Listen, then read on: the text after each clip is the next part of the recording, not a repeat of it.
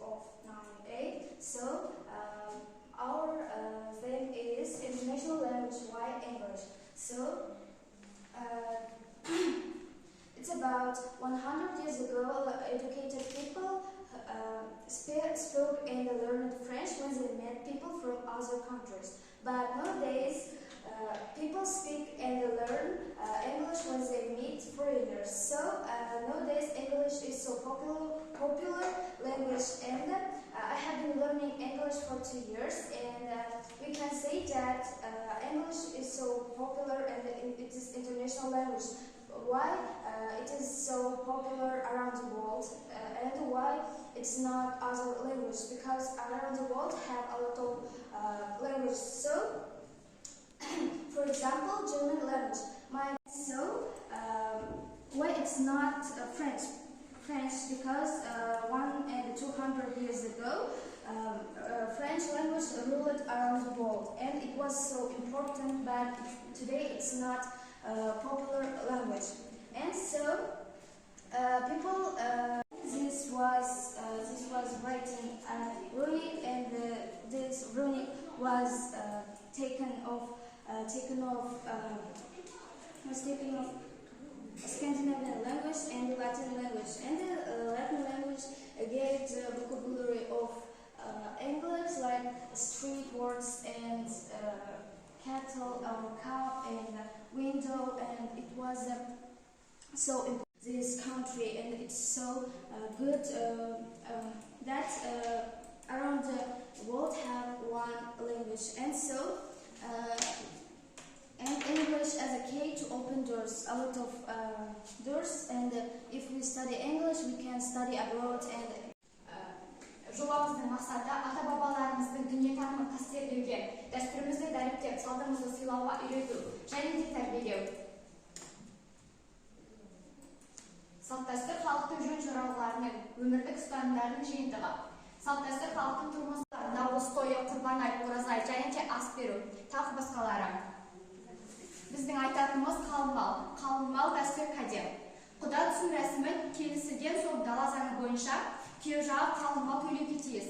Бұл қазақ болғалы жылжымаған ежелгі дәстүр. Оның мөлшері құдалардың дәрежесі мен дәулетіне байланысты. Екі жақ келісе отырып шешеді. Бұрынғы кедейлер арасында қалың мал мөлшері 5-6 малмен қынса, ірі байлар арасындағы әрине қалың мал құдалардың дәулетіне байланысты болған. Бұл істе әркім өз шама шартына қалай белгілеген. Бұрынғы заманда қалың мал байлық пен мырзалықтың дәрежесін әйгілейтін көріністің айғағы болған анық. Деп батасын беріп жол болсын айтады. Қазірде бұл ғұрып көбінесе кездесе бермейді, тек қана кейбір облыстарда ғана кездеседі. Қызғашар ол ежелгі дәстүр. Күйеудің келуін ұрын келу десем, қыздың атастырман күйеуін көру қызғашар дейді. Бұл бұрын ұйын тойы өтетін күні болады. Ұрын той жастар үшін көңілді, думанды тойлардың бірі. Қорытынды. Ата көрген мол жонар, ана көрген том ішер дегендей, ата-бабаларымыздың ұл-қыздарын жасынан бастап, сан алуан іс-әрекетпен, жауапкершілікті талап ететін еңбекпен тәрбиелеген. Әр адамның қасиетті борышы ата мекенін сүю. Мен Пиайва Айдар бүгін сіздерге Қазақстанның сұлу табиғаты мен өте көне мекендерін сіздерге үзіп топтамасын ұсынбақпын. Жалпы бізде ең алғашқы бізде айта кететін ол бізде Астана қаласы. Астана қаласы бізде Қазақстан Республикасының ең басты маңындағы Марқакөлдің маңында орналасқан. Жалпы алтынымен бізде оның жалпы тарихы бар. Жалпы тарихы кезінде осыдан 500 жыл бұрын Шыңғыс хан Жорыққа аттанар кезінде өзінің қасында Қирабайт деген екен. Сол айтқанын істегеннен кейін Арыстан кесенесі осылай құрылған екен. Кейінгі бізде ол Шарын шатқалы бізде Алматы қаласынан 200 шақырым жерде орналасқан. Шарын шатқалы оның құрылғанына жалпы 12 миллион жануарларына келетін болсақ, ол жерде көптеген жануарлардың түрлері бар. Оның қаншамасы біздің қызыл кітапқа енген. Жануарларға тоқтала кететін болсақ, бұл жерде көптеген кеміргіштер, тиын, кәмшат, сасық күзен, қара күзен, және де түлкі деген сияқты көптеген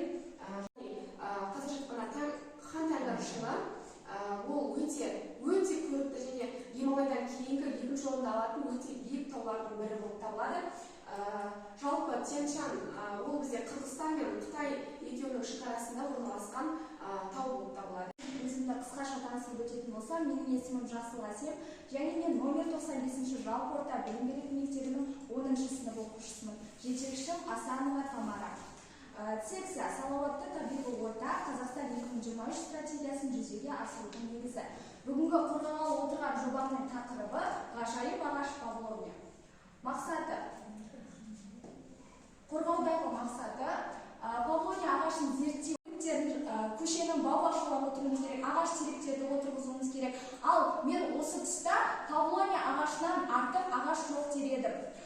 Енді біз өзімізде осы Қазақстанда өсірсек бізде қағаздарды өзіміз шығарар едік. Жаңағыдай ағаштардың құны азарар еді. Павловня жалпы оны Азиядағы, Шығыс Азиядағы тропиктік аймақтарда кездеседі. Табиғи жағдайда Қытайда өседі. Оның Павловняның 10 түрі бар. Ол көктемде бүршік жанбастан бұрын ол гүлдейді. Гүлінің түсі ол күлгін қызғылт түстес. Павловня Қазақстанның оңтүстік аймақтарында қолдан өсіріледі. Оны екі жолмен өсіруге болады. Біріншісі тамыр арқылы, ал екіншісі ұрық арқылы. Ал егер де біз тамыры арқылы өсіретін болсақ, бізде бойына сіңіре қоймайды. Сондықтан да ол бізде көптеген құрылыс материалдарда, музыкалық аспаптар жасауда, жиһаздар жасауда осы таптырмайтын материал болып саналады. Әсіресе үйдің шатырын жапуда таптырмайтын материал мықты, шірімейтін, сіріскен тал болғандықтан біз тек қана бұдан қота алады екенбіз.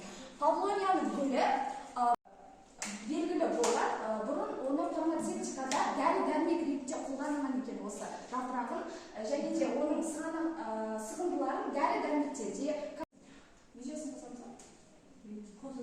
бар еді.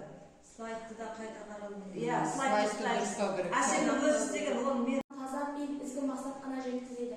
Жұмыста осы қасиеттерді жырлаған ақын жыраулардың шығармашылықтан мысалы алу арқылы имандылық тақырыбы ашылды. Гипотеза дегеніміз ұлттың қанағаттанған ұрпаққа иман беріп хақ тағалаға деген ең басты мәселесі.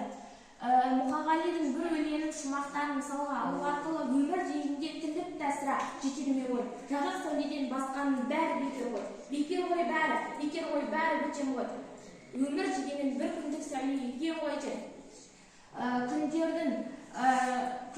Мұқағали ақын осы өміріне разы кейіпте Алланың періштенің қайғысын бөліспедім, сайтан менен болса да келіспедім дегендей. Биік болса болғаны болашағым, мен аласамын.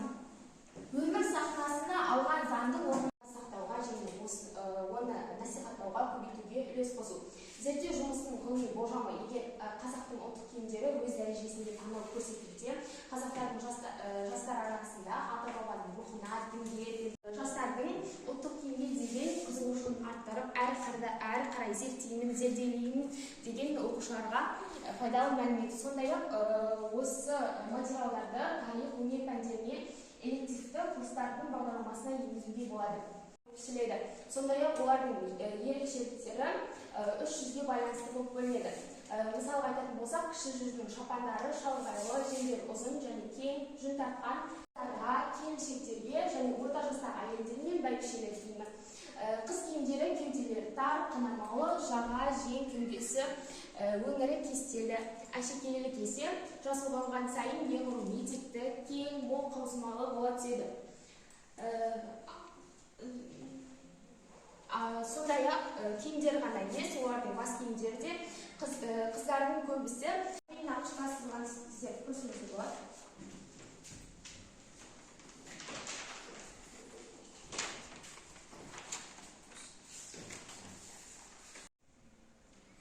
Ахмет Байтұрсынов ақын, ғалым, түркітанушы, аудармашы, педагог, публицист, қоғам қайраткері. Кезінде ол әділетсіздіктің сталиндік қуғын-сүргіннің құрбаны болған. Жарты ғасырдан астам уақыт бойы аталмаған оның есімі Қазақстан тарихында лайықты орын алмаған. Тек қазір өзгерістер жағдайында тарихтағы ақтан-тоқтап жойылған кезде қаратарда Торғай уезінің Сарқыбек шатқалында дүниеге келген, оның әкесі Үмбетай халық батырының ұрпағы болып саналды. Алаштың атысы қоғам қайраткері Ахмет Байтұрсынұлы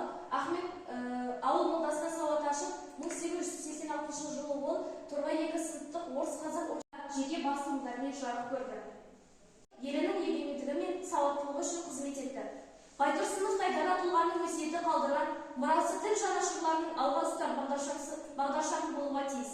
Тілімізді таза ұстаймыз десек, орфография мәселесінде Байтұрсынов ұстанған принциптерді басшылыққа алып, ана тіліміздің мүмкіндігін толық пайдаланып, өз тіліміздегі ғылым сөздерді іс-шара ұйымдастырылған және де тамыз айында Семей қаласында ЮНЕСКО-мен бірлесіп өткізілетін Абай мұрасы және әлемдік руханият атты халықаралық ғылым Құнанбайұлы ғұлама-ұлы ойшыл, ақын, ағартушы және де ұлттың жаңа әдебиетінің негізін қалаушы, аудармашы, композитор ретінде де ел тарихында. Сонымен қоса менің міндетім Абайдың ұрпақтары туралы толық мәлімет беру, Абайдың ұрпақтарының еңбектерін насихаттау. Құнанбайдың құдаласуымен ділдаға үйленеді және де ділдадан Ақылбай, Әбдірахман, Күлбадан, Әкімбай, Мағауия және Райхан деген балалар дүниеге келеді.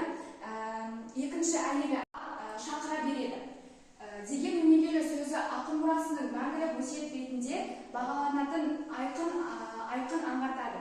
Абайдың шығармаларына зер салса, оның үнемі елдің алға шебер әжелеріміздің ұмытылып бара жатқан қолөнері жаңғырту. Бізге қалдырған асыл мұраны кейінгі ұрпаққа аманат ету. Табиғи жынның денсаулыққа пайдалы, жылуы мол, ыстыққа зерттеу кезеңдері. Мен өзім зерттейтін жұмысымның тақырыбымен таныстым. Қария кісілермен кездесіп, олардың кеңестерін тыңдап, осы панада физ әдісімен, яғни құрғақ жүнді матаға иінмен туындыларын насихаттауды бір жолы ғана. Қазіргі заманда қолданылатын әрбір бұйымдардан қазақ халқының ұлттық нақыштары адам қызығып алады 3D деген форматта. Әртүрлі формада қазіргі заман талабына сай өрнектерді өркендейтін болсын, келешекте мен осы